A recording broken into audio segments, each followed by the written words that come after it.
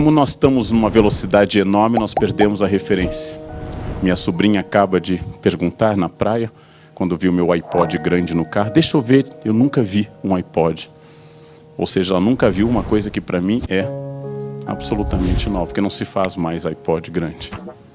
Não se faz, é coisa muito antiga, coisa de gente de idade, um iPod grande.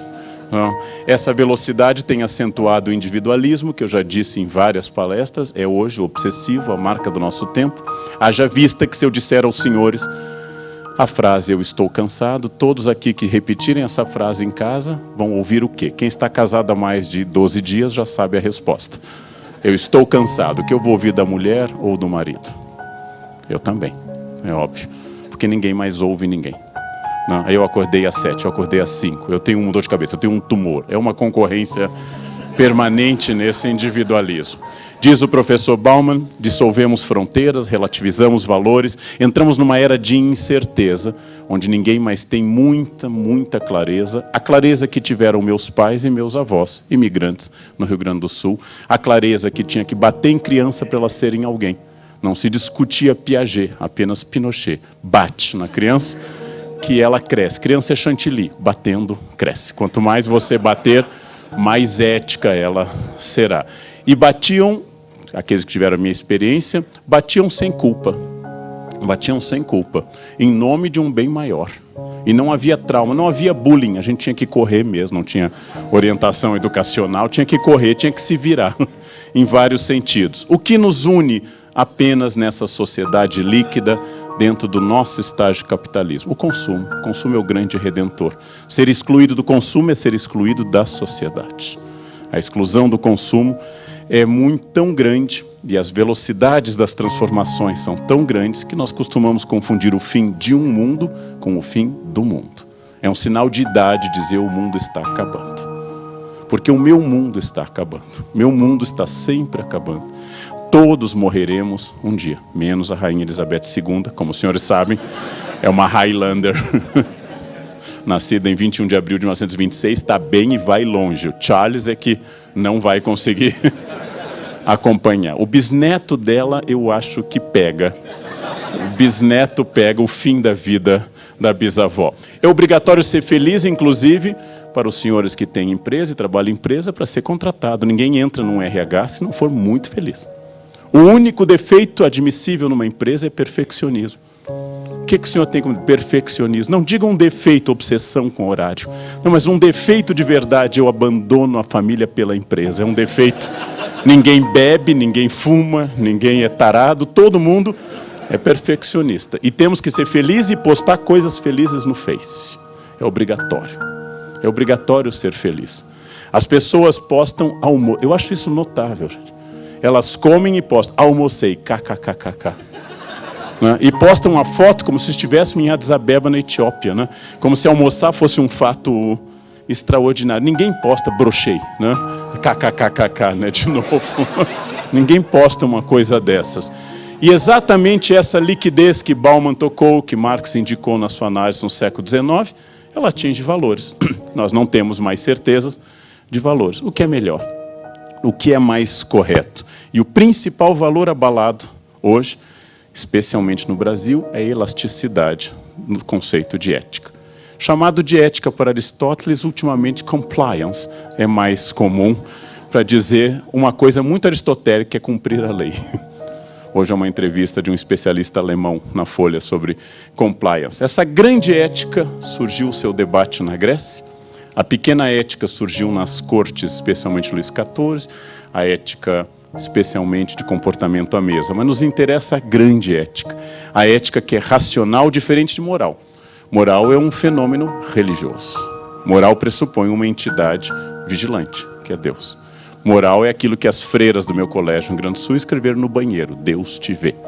Né? Elas botaram bem grande no banheiro para evitar atividades ou individuais ou em grupo também. Né? Colocaram Deus te vê. Né? Levei 7 anos de psicanálise para superar essa ideia de que Deus... E até hoje, eu confesso, meio Pavlov, isso volta quando eu entro em banheiro. Mas não nos interessa a questão moral, mas a questão ética. Aquela que é anterior a Aristóteles, porém Aristóteles racionalizou num livro ao seu filho, Ética Nicômaco. E aqui eu tiro apenas uma ideia desse livro que eu recomendo muito a leitura. Virtude ética adquirida pelo hábito. Não nascemos com ela, mas nossa natureza é capaz de adquiri-la e aperfeiçoá-la. Opinião aristotélica do maior filósofo do fim do mundo grego. Ética tem que ser ensinada. Crianças nascem amorais. As empresas têm que trabalhar ética. Trabalhar ética não é comprar um padrão ético de um especialista e dizer na reunião que agora nós temos um documento ético. Se vocês observarem os programas dos partidos, eles são lindos. Eu sempre gostaria de conhecer os autores, porque são muito bons. São muito bons. Queria saber quem escreveu. Tenho certeza quem não leu, mas eu queria saber quem escreveu. Então, comprar uma ética é praticar uma ética. Acima de tudo, ética aristotélica é prática. Prática, aplicação, reunião, feedback, avaliação, correção de rumo constante. Ética é um processo aristotélico, como ele diz várias vezes no seu livro. E implica, acima de tudo, implica responsabilidade, que é colocar o meu eu no processo. Por que esta empresa está assim? Nós temos a tendência a retirar o eu do processo. Faz 33 anos que eu dou aula. Há 33 anos eu digo aos alunos, você está atrasado, como direi hoje à tarde na Unicamp. E há 33 anos os alunos me dizem, não, foi o ônibus. A única resposta a você está atrasado é, sim, eu estou atrasado. E o motivo desse atraso foi esse. Mas não, eu já retiro o meu eu imediatamente. O gesto fundacional da Bíblia é esse. Adão pecou e Deus pergunta, você comeu da fruta? Não, foi a mulher. Estava fundada a relação humana, o casal e o casamento. Foi ela. Foi ela. Bem, responsabilidade definida na enciclopédia iluminista como liberdade, o mundo, que é limitado pelo mundo do outro. Eu não posso colocar música alta, porque eu não sei se o gosto do meu vizinho no ônibus ou no apartamento é por aquela música. É uma coisa que eu reclamo de quem gosta de futebol. Eu adoro bar, eu toco bar toda semana, formei em piano, adoro bar. Eu nunca cheguei à janela e gritei, chupa Beethoven, por exemplo. Nunca quis desafiar os amantes de Beethoven, que eu tolero, mais ou menos eu tolero os beethovênicos. Né? Mas a pessoa do futebol, é que eu moro numa rua que termina no Palmeiras, é sina, isso é karma. Isso é karma, né? Isso é karma. A ideia aristotélica de que o bem individual se nutre do bem comum e o bem comum deve alimentar o bem individual, de que as decisões devem eliminar o prazer exclusivo do indivíduo, que Aristóteles não conheceu, mas é um inimigo da lei de Gerson, de que a vantagem para mim é prejudicial ao grupo, de que eu devo encontrar uma maneira dessa harmonização. Esse é o grande desafio hoje. Porque, aristotelicamente, não existe tamanho da infração ética. Todos que estão aqui concordariam que um desfalque na empresa é uma infração ética. Alguém que rouba 10 milhões de uma empresa é uma infração ética. Mas pouca gente discutiria que levar os lápis da empresa para casa é uma infração ética também. Aristotelicamente, quem rouba no pouco, rouba no muito. Quando eu atualizo o Face dentro da empresa, eu estou roubando um tempo que é pago para eu trabalhar. E eu estou colocando lá, atualizando o Face. Mas quase ninguém considera isso uma infração ética. Aristóteles discute o tamanho a partir do conceito. Mas a grande questão, a partir de Bauman, mais que de Aristóteles, é que nós somos seduzidos pela força da infração e não pela força da ética. Nós somos seduzidos pelo mal, que é sinal de força. Tolerar, do latim tolerare, é sofrer calado. A pessoa tolerante é a que sofre. Imaginem os dois príncipes. O da direita dos senhores, casamenteiro, tem 2 filhos, boa pessoa, pontual. O da esquerda, maconheiro. Absoluto. É a personagem mais popular da família real hoje. Nós não gostamos de gente muito boa. Nós não gostamos de pessoas muito pontuais, atenciosas. Elas nos irritam. Nós gostamos da sedução. É Bart Simpson e não a Lisa que seduz a imaginação. Bem provavelmente porque o primeiro gesto da humanidade, que eu acabei de escrever no livro Pecar e Perdoar, é a negação de um sistema de valores. Adão se tornou um homem, Adam em hebraico homem, quando ele passa a dizer que apesar das leis de Deus serem claras, aliás só havia uma lei, não pode comer uma fruta. É uma empresa simples com uma regra, gente, uma regra Não pode comer uma fruta. E o cara foi lá e comeu. O cara transgrediu. O primeiro casal feito diretamente por Deus, posto no centro da empresa, o CEO presente dia e noite ali. Eles quebram o código de ética que tinha uma regra. Vão para fora, criam filhos 50% homicidas, Caim e Abel. É difícil. Essa é a definição da humanidade. E vocês querem mais na empresa de vocês. Deus não conseguiu. Vocês querem mais. Ética é um aprendizado. Pegando o meu principal autor do século XVII, tirando Shakespeare, que morreu também no XVII, que é Milton, ele escreve no Paraíso Perdido, um poema épico maravilhoso sobre a queda do homem, esta frase que eu vou me deter: é melhor reinar no inferno do que servir no paraíso. Eu prefiro a liberdade como infrator do que a subserviência. Miguel é um alcaguete, um X9, é um lambe-botas, o arcanjo Miguel. Lúcifer é o portador da luz, o mais belo dos anjos.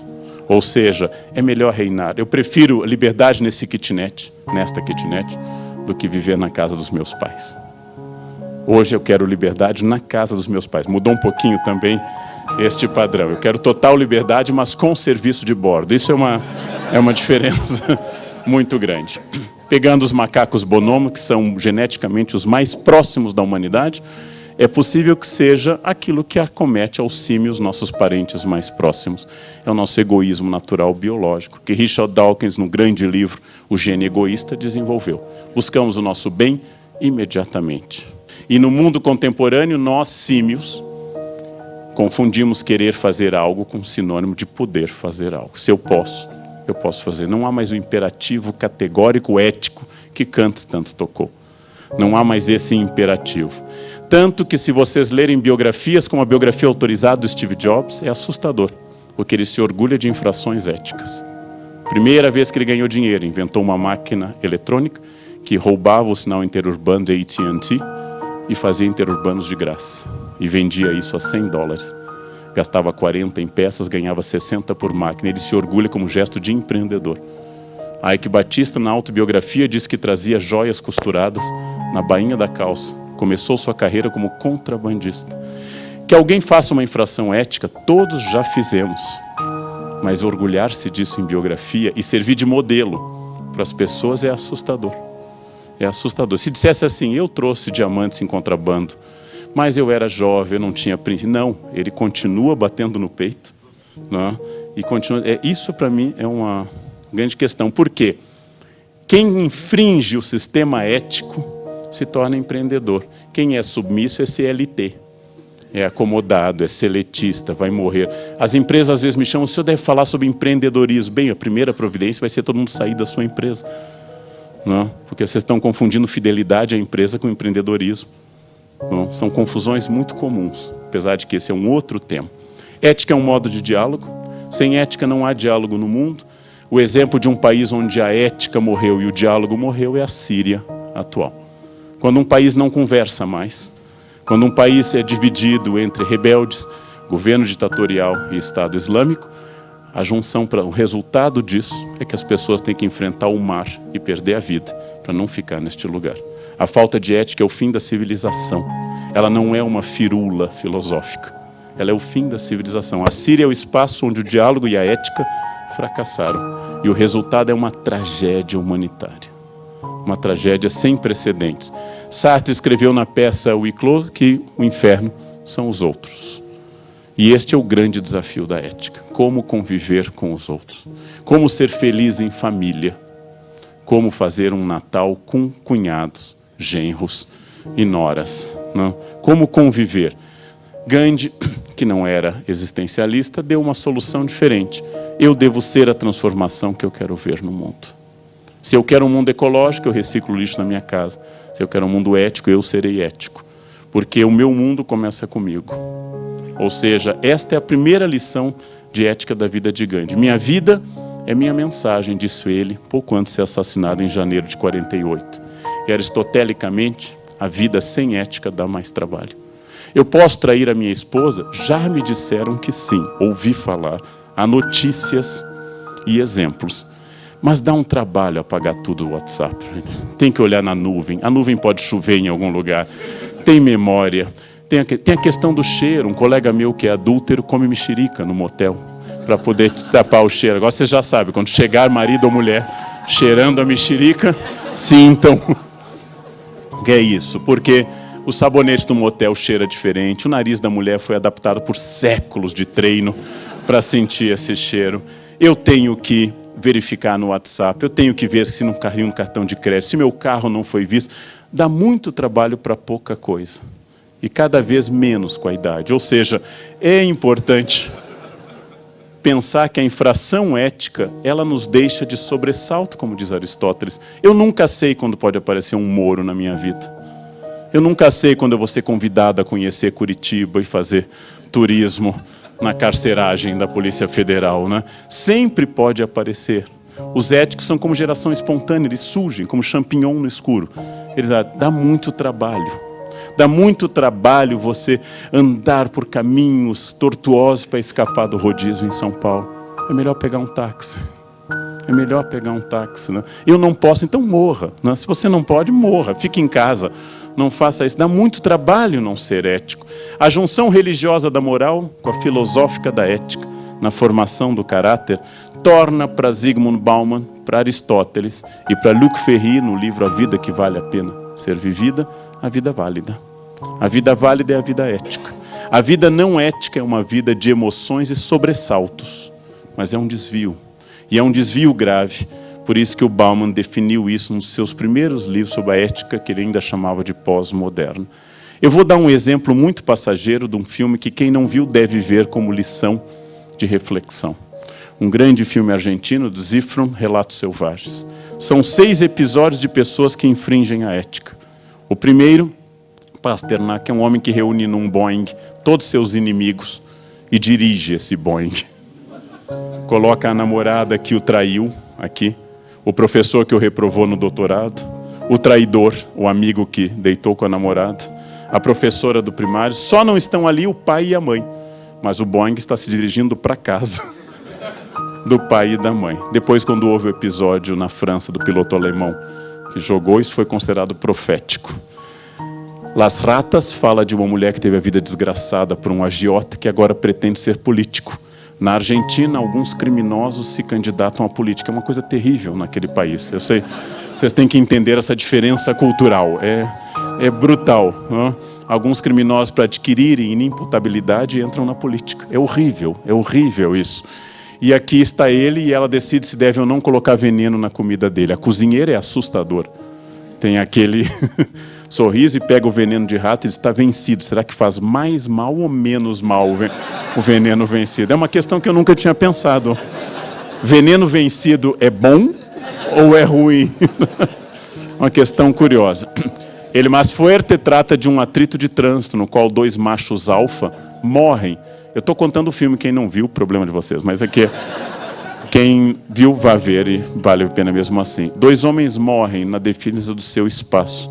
2 homens morrem porque um cortou a frente do outro e um tem um carro melhor do que o outro.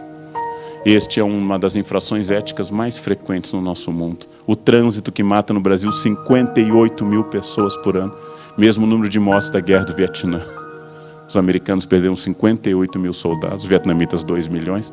É a questão do trânsito brasileiro. É uma infração de ética absoluta. Ricardo Darín faz o episódio Senhor Bombita, deve ser o único ator da Argentina, porque está em todos os filmes na Argentina, e faz um homem ético, trabalhador, engenheiro de demolição, que tem seu carro guinchado. E depois que isso se repete, ele tem uma ideia. Se eu enchesse o carro de explosivos e deixasse ele ser guinchado? Uma ideia interessante. Esse filme dá ideias, né? E eis que preso, ele encontra o respeito da família, do colega de trabalho e até de um preso quase estereotipado aqui. E ele ganha um bolo com um guincho e uma bombinha a bordo.